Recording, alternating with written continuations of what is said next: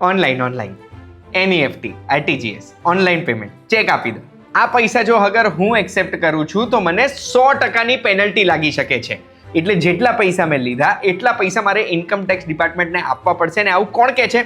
તો income tax act 1961ના section 269 SS માં લખેલું છે કે હું લોન માટે, ડિપોઝિટ માટે કે કોઈ પણ પ્રોપર્ટીની સામે 20,000 રૂપિયાથી વધારે જો અગર કેશ નકદ લઉં છું ને તો એવા સંજોગોમાં 100% પેનલ્ટી, જેટલા પૈસા મેં લીધા એટલી ને એટલી પેનલ્ટી મારે ઇન્કમ ટેક્સ ડિપાર્ટમેન્ટને આપવી પડશે.